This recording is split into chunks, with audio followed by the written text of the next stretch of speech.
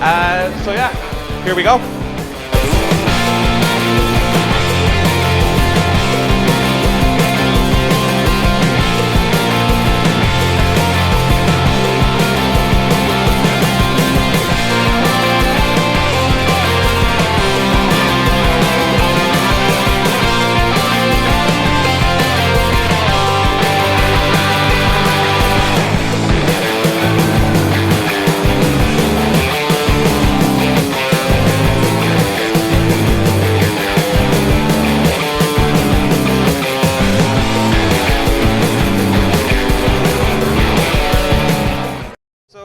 MCM with Danny John-Jules.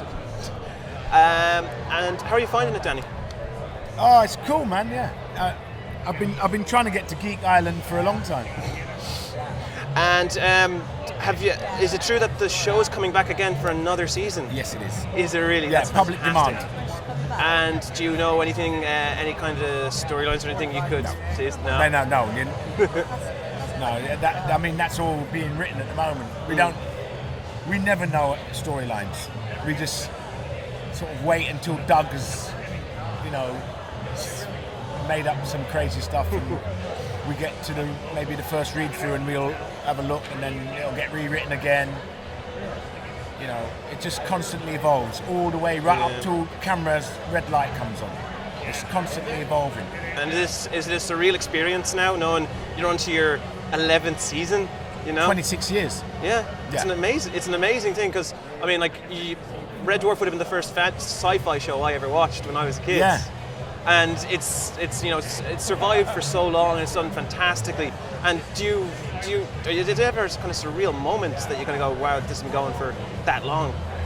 Yeah, right. It's sweet. It's kind of like when the show was kind of not really welcomed in. They had to kick the doors in to get it on television.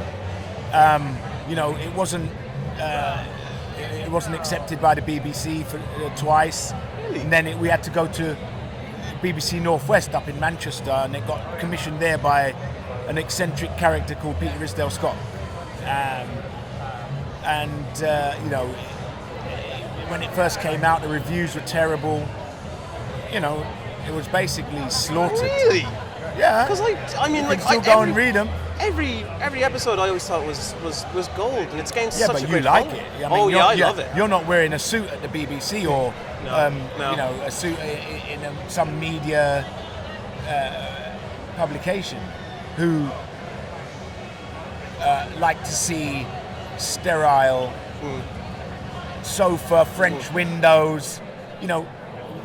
What Mrs. Brown's Boys done to sofa and French windows, you will never be able to watch a show like that again. No, because it's true. They've ridiculed it like we ridiculed it. Because when it was brought to the BBC actually said, well, this, it's interesting, but could we not have it set, with a sofa and French windows, no, it's it doesn't. Sitcom set in space, man. They didn't get that, so they were never going to get what Red Dwarf was about. And then, of course, we had to go out of. There's that north-south divide. We had to go north to get commissioned, and it took years. Yeah. It's like Death in Paradise. Death in Paradise was turned down by ITV. But now it's doing pretty well now, isn't it? It did pretty well straight away. Yeah.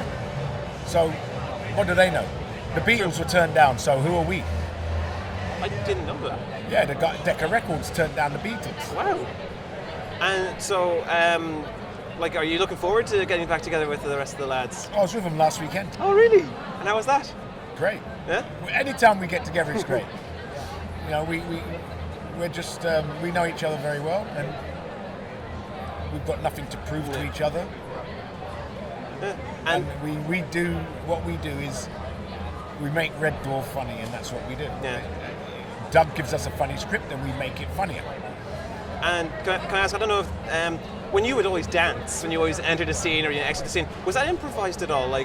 Or would they give you okay, you need to dance out, but would you maybe improvise your own little stuff into that? No, it was written in the first was written in the script. It wasn't me. It was written in the script. You know, anyone who's got anyone. I mean, there's loads of scripts out there that have been auctioned off for charity. And I know for a fact that I personally have auctioned my very first script for charity. And you'll see, the first thing you hear is, "Ow, it's written in the script." And then we actors move scripts. That's what we do. So if a character's meant to move, I have to make it move. Yeah. And how it moves, it was I put a suggestion. If they like it, they accept it. So if they don't, they don't. So there wasn't really that much improvisation on the show. It was you really We just don't stuck improvise. Yeah. Everything on Red Dwarf is scripted. If I do something, genuine. If I do something in rehearsal, it will be written into the script, if accepted. That's really cool. I had an argument in Australia with someone saying, "Oh, you know, Red Dwarf, you know, it's great ad-libbing." I said, "Look, we don't ad-lib. No, there's never been an ad-lib in Red Dwarf."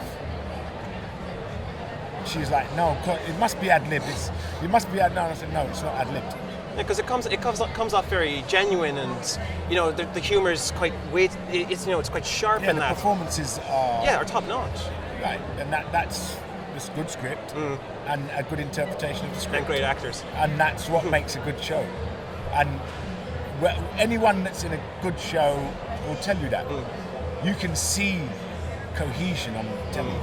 You only got to look at the screen, and you know if you're thinking that actor's really good, then you're watching the wrong show. If you say that character's really good, then that's another story. Yeah. So, can I ask you, did you ever see the American Red Dwarf? Of course. And what did you think of it? Well, I always said it was up to the Americans, and they didn't hire it, so they didn't commission it, so that means the Americans thought it was crap. Yeah. So I don't need to answer that question. It's true, actually. It never got commissioned. So really, it answers itself. It never got commissioned. So the Americans thought it was crap. Well, listen, Danny, it's been an absolute pleasure meeting you. Nice one. Like, lifelong dream. I'm here with Ian McNeice from Doctor Who and Rome fame and Ace Ventura and many, many other films.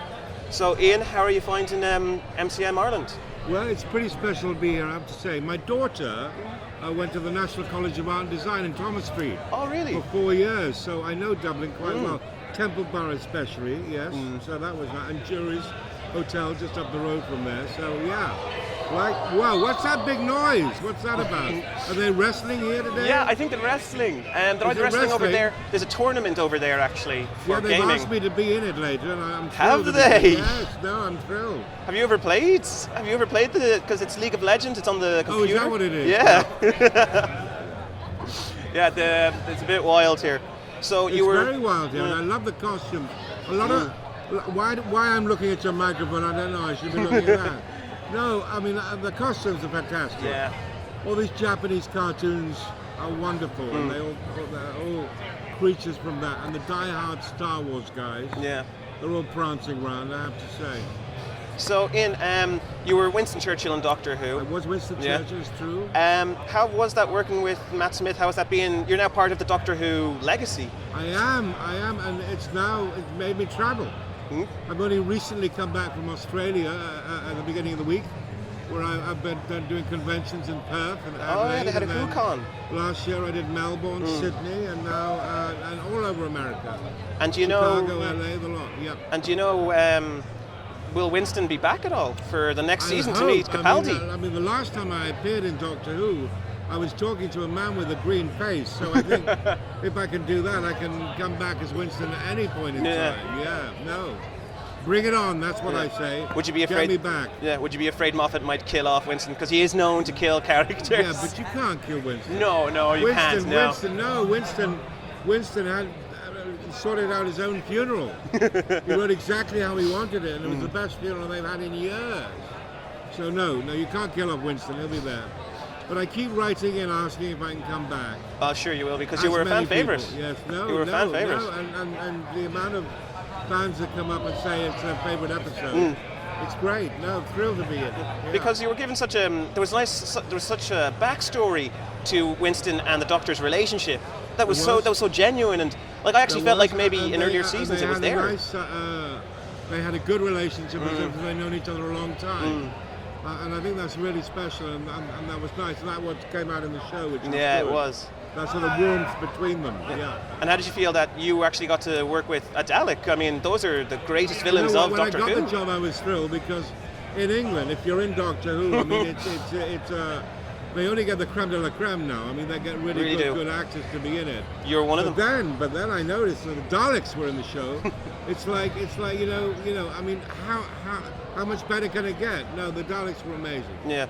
To work with Daleks, and now I work with Daleks all over the world. They have them. They're probably one here today. Yeah, probably. And they make them special with a little teacup now from the show. That Victory of the Dalek show. So have you been treated well here? Have the fans been... Very well. Yeah. No, the fans have been coming up very special. Some of them have not got much money, and so they can't have a photograph. But I give them away now. I give them away. Come up here, I'll give you a photograph. Come on. You heard it here first. Anybody want. All right, well, Ian, thank you very much. It was a pleasure interviewing you, sir. Thank you very much. Take care.